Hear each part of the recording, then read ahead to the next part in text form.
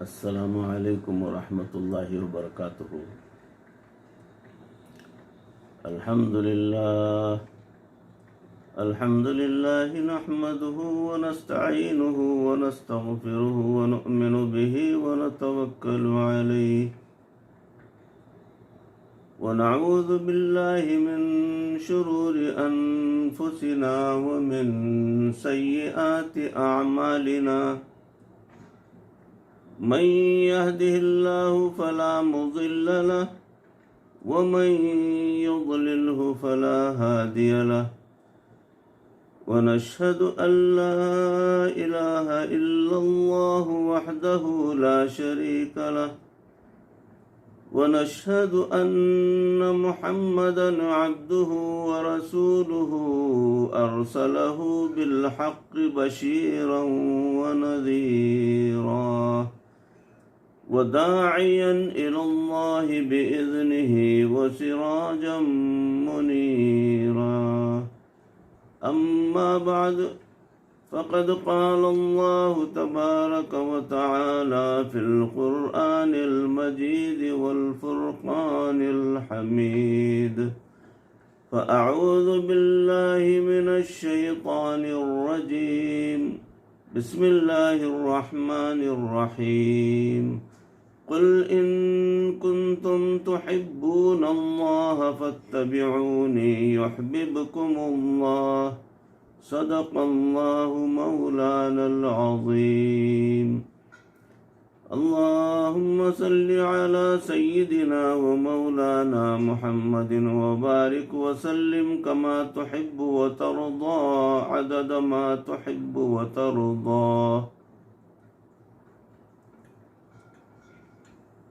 محترم ناظرین اور سامعین، میرے عزیز بھائیوں، بزرگوں، دوستوں، معزز خواتین، میری ماں بہنوں،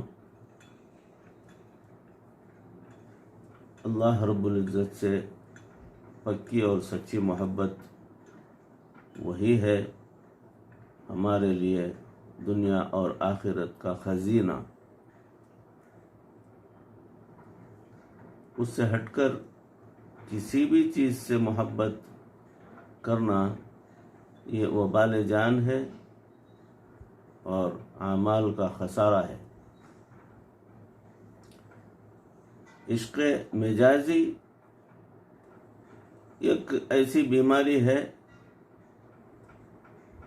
جو بندہ کسی اور چیز سے عشق اور محبت کرنے لگ جاتا ہے، کسی انسان سے محبت کرنے لگ جاتا ہے، کسی عورت یا لڑکی سے محبت کرنے لگ جاتا ہے، یا کبھی کبھار خود اپنے آپ سے محبت کرنے لگ جاتا ہے، اپنے آپ سے بڑھ کر وہ کسی اور کو مقدم نہیں سمجھتا، اب خود سے بڑھ کر کوئی چیز کو نہیں سمجھتا۔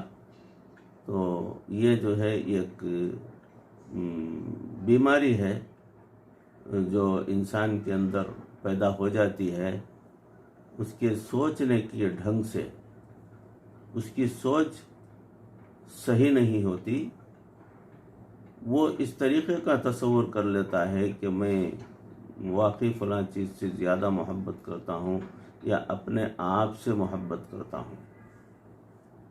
اگر کوئی انسان اس مصیبت میں گرفتار ہو جائے تو اس کا علاج کیا ہے، یہ سوال ہے۔ اس سلسلے میں چند علاج آپ کو بتا دیتا ہوں۔ سب سے پہلی بات یہ ہے کہ ہمارے مشائخ نے اس مصیبت سے نجات حاصل کرنے کے لیے ایک ذکر بتایا ہے جسے ہم نے ہزاروں لوگوں پر آزمایا ہے اور 100% نتیجہ پایا ہے۔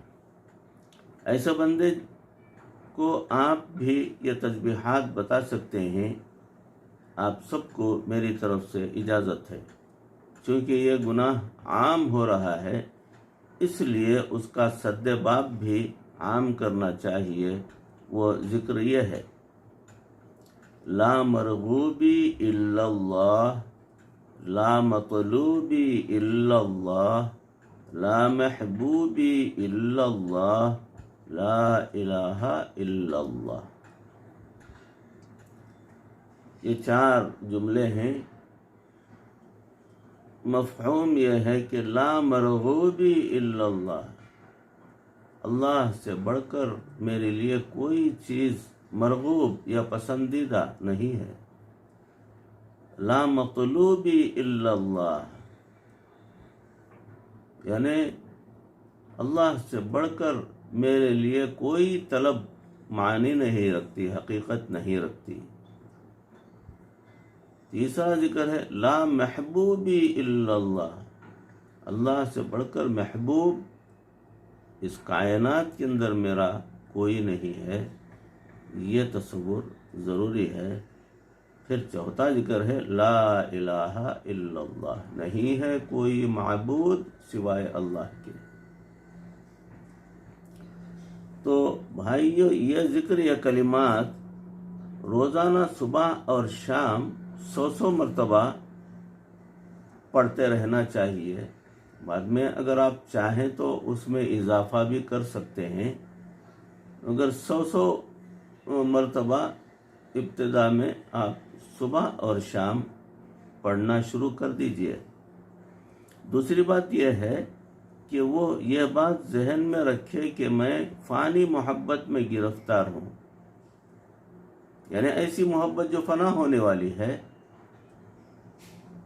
یا خود سے بھی اگر تصور کریں تو میں بھی فنا ہونے والا ہوں، یا کسی دوسرے انسان سے، یا کسی حسین خوبصورت حسن و جمال والا انسان، مرد ہو کہ عورت ہو، اس سے اگر اس قسم کا تصور کرے تو یہ تمام فنا ہونے والے ہیں۔ اب ان کی عمر ہوگی 20 سال، 25 سال، 30 سال، اگر کچھ عرصہ گزر جائے 60 سال، 65 سال، پھر اس کے بعد فنا ہونے والے ہی ہیں، اور وہ خوبصورتی و جاذبیت اس کے اندر سے ختم ہو جاتی ہے۔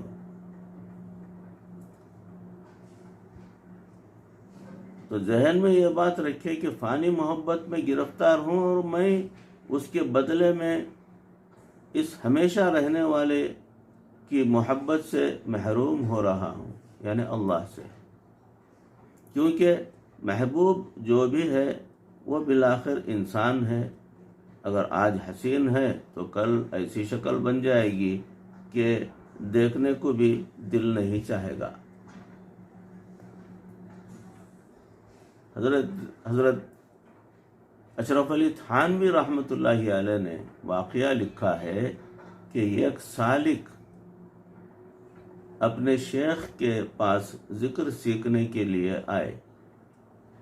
اللہ کی شان کہ وہ عورت جو صفائی کرنے کے لیے آیا کرتی تھی وہ اچھی شکل کی تھی، اور وہ سالک اسے دیکھا کرتے تھے۔ اس عورت نے شیخ کو بتا دیا کہ جی یہ جو آپ کا نوارد مہمان ہے اس کی نگاہیں بدلی بدلی ہیں۔ جب اس نے شیخ کو یہ بات کی تو اسے قدرتاً اس حال کی شکایت ہو گئی،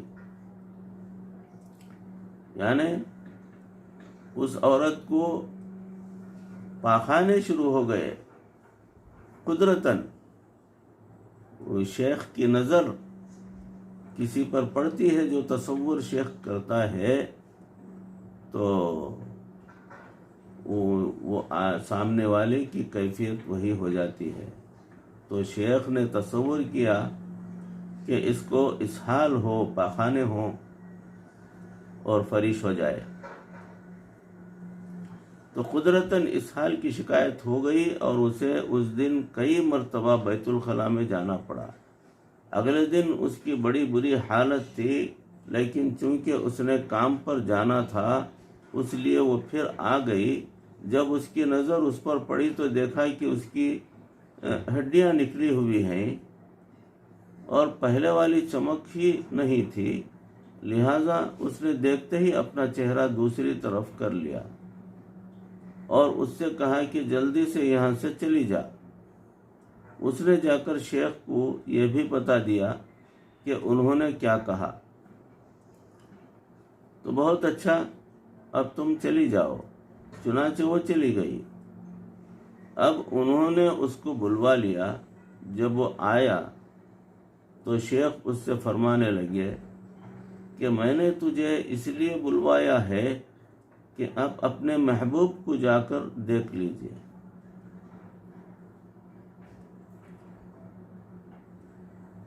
اس نے کہا حضرت کہاں ہے؟ فرمایا بیت الخلاء میں۔ جب وہ وہاں گیا تو دیکھا کہ وہاں تو نجاست ہی نجاست ہے۔ وہ کہنے لگا حضرت بدبو آ رہی ہے۔ فرمانے لگے کہ کل وہی خاتون تھی، تو اسے للچائی نظروں سے دیکھ رہا تھا، اور آج بھی وہی خاتون ہے، اور وہ لالچ نہیں ہے۔ اس کا مطلب یہ ہے کہ جس چیز کا تجھے لالچ تھا وہ اس سے جدا ہو گئی ہے، یعنی وہی نجاست پاخانہ۔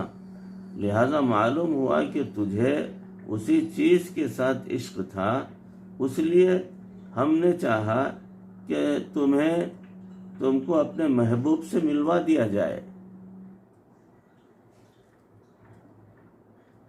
تو اتنی بات پر وہ مرید، وہ سالک بہت شرمندہ ہوا، پشیمان ہوا، اور حضرت سے معافی مانگی اور اپنی غلطی کا اعتراف کیا اور سچے دل سے توبہ کر لیا، اور جس مقصد کے لیے حضرت کے پاس آیا تھا بس اس کے اندر جو ہے وہ جڑ گیا۔ نبی صلی اللہ علیہ وسلم نے ارشاد فرمایا کہ ایسے بندے کو مسلسل روزے رکھنے چاہیے، کیونکہ پیٹ خالی رکھنے سے ساری مستیاں ہوا ہو جاتی ہیں۔ اس لیے وہ نوجوان جو مجرد غیر شادی شدہ ہوتے ہیں، وہ شیطانی، شہوانی اور مستانی خیالات سے پریشان ہوتے ہیں، ان کے لیے لازم ہے کہ وہ روزے رکھیں۔ وہ روزے رکھے بغیر گناہوں سے نہیں بچ سکیں گے۔ الحمدللہ ہم نے اس نسخہ کو تیر بہدف پایا۔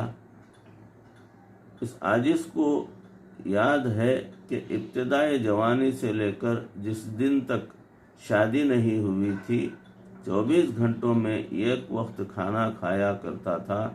زندگی کے 13 سال یہی معمول رہا۔ روزے میں تو لوگ پھر بھی 2 دفعہ کھانا کھا لیتے ہیں، اور عاجز کا ایک وقت کھانا کھانے کا معمول تھا، اور وہ بھی اتنا کہ کمر سیدھی رہے، فقط 3 لقمے۔ اس جوانی کو محفوظ رکھنا آسان کام نہیں ہے۔ میں تو حیران ہوتا ہوں کہ لوگ اسے کیسے محفوظ رکھ لیتے ہیں۔ وہ تو بڑے حوصلے والے لوگ ہوتے ہیں۔ ایک دن میں 3 لقمے کھانے کا فائدہ یہ ہوا کہ الحمدللہ نگاہ پاک ہو گئی، جس کی وجہ سے دل میں یہ خیال بھی پیدا نہیں ہوتا تھا کہ کوئی پیلا ہے، کوئی نیلا ہے یا کوئی کالا ہے۔ جو بھی ہے اپنے لیے ہے، ہمارا اس سے کوئی مطلب نہیں ہے۔ الحمدللہ دل بے طمع ہو گیا تھا۔ جب شادی ہوئی تو اس دن سے 2 مرتبہ کھانا کھانے کا معمول بنا لیا۔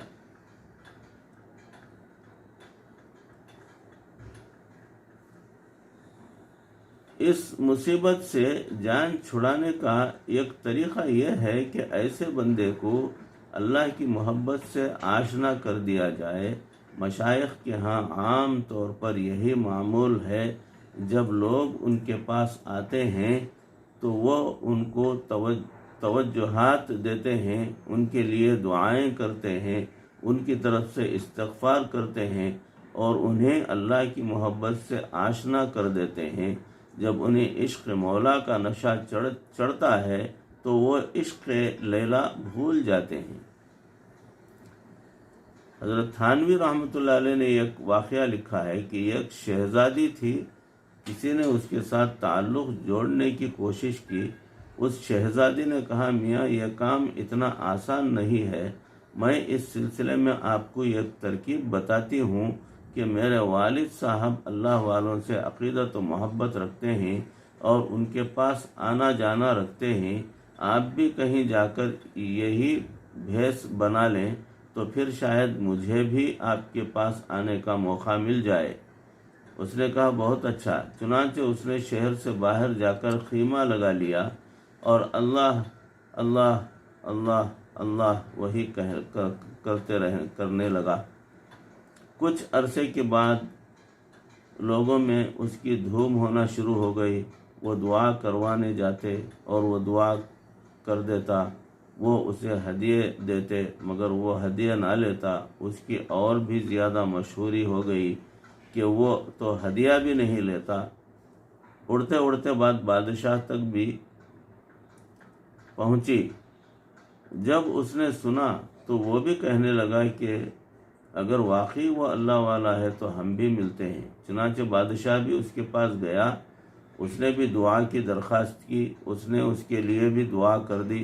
پھر اس نے اسے ہدیہ دیا تو وہ کہنے لگا کہ ہم فقیروں کو کیا ضرورت ہے، لے جائیے۔ جب بادشاہ کو بھی ہدیہ واپس کر دیا تو اسے بھی تسلی ہو گئی کہ یہ پکا بندہ ہے، کوئی دکاندار نہیں ہے، لہٰذا اس کا آنا جانا شروع ہو گیا۔ بیٹی کو بھی پتہ چل گیا کہ میرے ابو بھی اس فقیر کے پاس آتے جاتے ہیں۔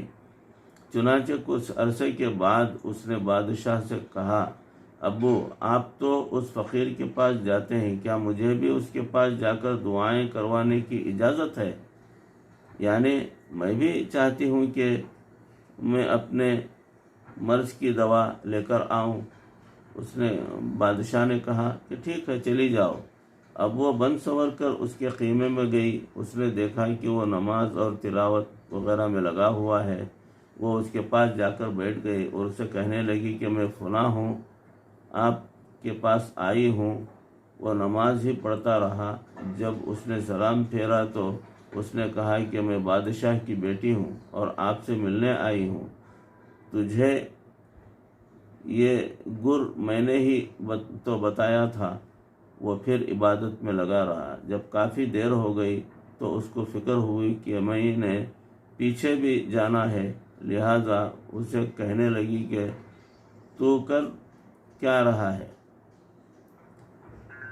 اس نے جواب میں کہا، جناب میں تو آپ کی خدمت کے قابل تھا، اس وقت آپ سے ملاقات نہ ہو سکی، اب میں آپ کی خدمت کے قابل نہیں رہا، اب مجھے مولا کی خدمت کا مزہ آ گیا ہے، اب مجھے اللہ کی محبت کا مزہ آ گیا ہے، اب آپ جیسی سینکڑوں بھی آ جائیں تو مجھے کوئی پرواہ نہیں ہے۔ سبحان اللہ، وہ نقلی طور پر اللہ اللہ کرنے بیٹھا تھا، اللہ تعالیٰ نے اسے اصلی محبت کا مزہ چکھا دیا۔ اسی طرح اللہ والے بھی یہ کام کرتے ہیں کہ جن کے دل میں دنیا کی محبت کا نشہ ہوتا ہے ان کو اللہ کی محبت سے آشنا کر دیتے ہیں، جس کی وجہ سے وہ دنیا کی محبتیں بھول جایا کرتے ہیں۔ ناظرین، یہ موضوع ہے کیا عشق مجازی، جس کے ہمارے اندر ہونے کی وجہ سے انسان اللہ کی محبت سے دور ہو جاتا ہے اور غیر اللہ کی طرف اس کی توجہ ہو جاتی ہے، اور اس کی وجہ سے اس کے کیے ہوئے تمام اعمال بیکار ہوتے ہیں۔ تو اس کا دور کرنا بہت ضروری ہے، جس کی وجہ سے بزرگوں کی طرف سے یہ ذکر اور اذکار کا علاج جو ہے بتایا جاتا ہے کہ اس کے کرنے سے وہ وبال جو آپ کے مزاج کے اندر ہے اسے دور کر دیا جا سکتا ہے۔ لہذا موضوع جو ہے آگے اور ہے، یہ پہلی کڑی ہے جو آپ حضرات کے روبرو پیش کیا ہوں۔ اللہ کرے کہ اس عاجز کو بھی اور آپ کو بھی ان کہی سنی باتوں پر عمل کرنے کی توفیق عطا فرمائے۔ اللہ دنیا اور آخرت بہتر فرمائے، ایمان والی زندگی اور ایمان والی موت پروردگار نصیب فرمائے۔ وآخر دعوانا ان الحمد للہ رب العالمین۔ السلام علیکم ورحمۃ اللہ وبرکاتہ۔